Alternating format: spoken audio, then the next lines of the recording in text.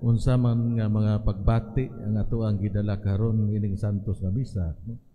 Na ba ang kalipay, na kabalaka, na ang kahadlok, or mixed emotion, no? Ang ato ang mga gidala. No? So sa Ebanghelyo nagisgot, no, may tungod sa kahadlok.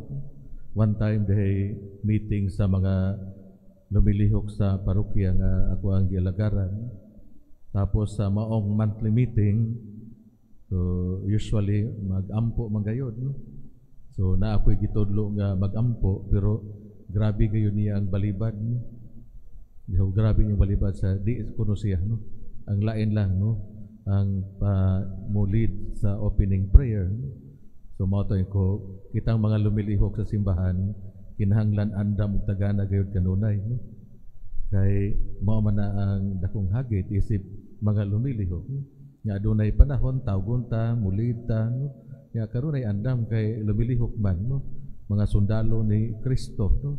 So mao to wa gihapon mo sugot ko kung nangalagad ta kanang atong pag-apil sa mga different ministry sa simbahan, mao gina siya ang panahon nga mag-meeting, mga ongoing formation, panahon nga mahasa ta, no?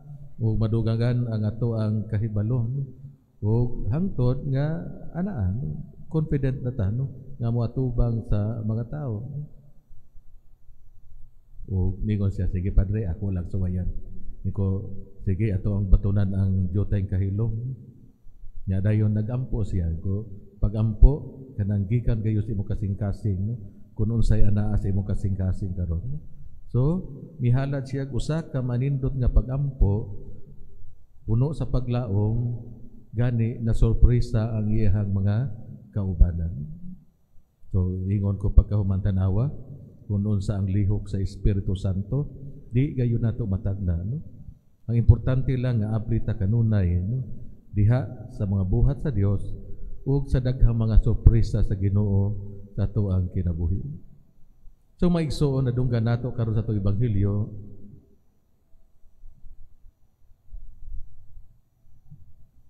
nga nahadlok ang mga tinunan sa ilahang paglaot, paggaot sa dagat dito na sa taliwala sa dagat tungod kay bati ang panahon. Ug nakita nila nga naglakaw pagayon si Jesus, no? Sa tubig, no? Sa dagat, no? So dagko ang mga balod, no? So mag-igsoon na dunay mga panahon sa atong kinabuhi nga makasugat kitag mga unos, baluron ang dagat, nagpungasi ang mga balod ug anaa sa kangit-ngit. Usahay ang mga tubig sa atong kalag gikutaw sa atong wala matan-aw nga mga pagbati ang atong garbo, pagkakalibutanon, pagkahakog. We lost the sense of direction ug murag nagbugsay kita nga walay pulos. Pwede sila nga lain nga agianan kung si Kristo wala sa atong sakayan. Sa panahon na kita nagkalisod, atong tan-awon ang ato ang prayer life. Kumusta man ang ako ang prayer life? Ug diha atong makita ang tubag sa pipila nato ka mga kalisdanan. Usahay makapamalandong kita, ngano kulang man ako sa pasensya, ngano nga masuko man ko bisag gagmay ra mga butang, ngano nga mihatag man ko dili mga maayo nga mga remarks, o nganong nakiglalis man ko sa uban, kulang ang akong pagpaubos. O siguro makaigsunan, kumustahon nato ang ato ang prayer life, o kumustahon nato atong relasyon uban sa Ginoo. Ang tubag ni Jesus ngadto sa kahadlok sa iyahang mga tinunan, halangdon kaayo, miingon siya, ako kini, I am. Ang langitnong pangalan nga gigamit sa Ginoo siyang pakigsulti kang Moises gikan sa nasunog nga bugang o kugon. Kini usa ka pangalan nga nagsulti sa iyang presensya ug gahom. Ang Ginoo wala magbantay sa atong makahago sa halayo. Siya andam sa pagtabang kanato sama siyang pagtabang sa mga tinunan sa istorya sa ato ang Ebanghelyo. Ug mao kana sa kinabuhi sa atong mahal nga Birhen Maria, tungod sa iyang pagkamaampuon ana bulsay perme, no? Ang mensahe sa Dios para kaniya ug nasabtan niya, no? Tungod kay gipalalandungan niya kini diha sa gahom ug sa grasya sa Ginoo ug milihok siya diha human sa pagpamalandong. Ug mao kana ang dako usab nato nga hagit. Gani usahay day usa kauban ng pari siya garina no muragi kuan gyud muragi challenge ang iyang kasuko no kapungot no nya tapos iyang gihimo kuno mihilom na lang siya no? Mihilom nya dayon didto no so mao na siya no usahay ang reaksyon nato dali-dali kayo no mao na daghan nga mga pagbati nga masamdan no so siguro sa panahon nga ana nga tong emosyon ko taon then ana bato na nato ang kahilom magampo mangayo kita sa lamdag sa Dios pinaagi sa Espiritu Santo so makaigsuanan hinaot ta nga diha sa tong mga daghang mga hagit sa kinabuhi sa to ang mga problema no sa daghan nato nga mga pag-antos mangayo kita sa grasya sa Ginoo nga ubanan kita niya giyahan kita niya no?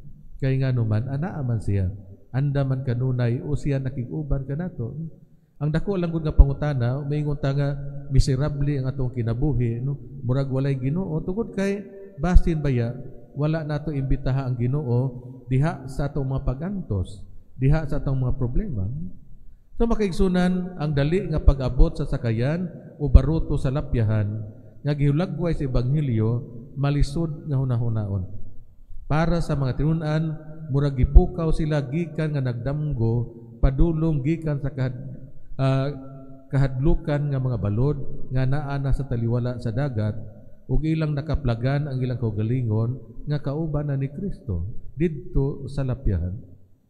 Perhaps makaigsunan kung mihukom kita o perhaps may desisyon kita nga paubanon nato si Kristo sa tuong sakayan aduna gayoy panghunahuna nga kita makaabot sa ato ang destinasyon.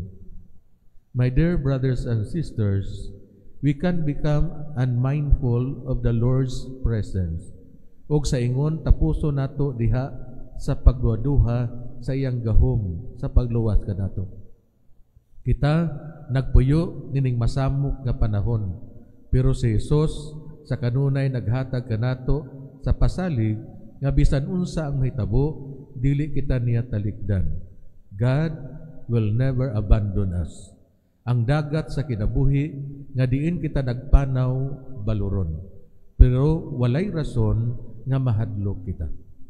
Pangutana kita karon sa atong kaugalingon, unsa man ang ako ang gikahadlukan niining kinabuhi nganong mahadlok man ako ug unsa may dakong hagit para kanato mga igsoon nga sa kanunay mosalig kita sa Ginoo nga sa kanunay tawgo nato ang Dios diha sa daghan nga mga emosyon sa ato ang kinabuhi hinaot ug may nagpalihog para sa katalingbanong pagampo.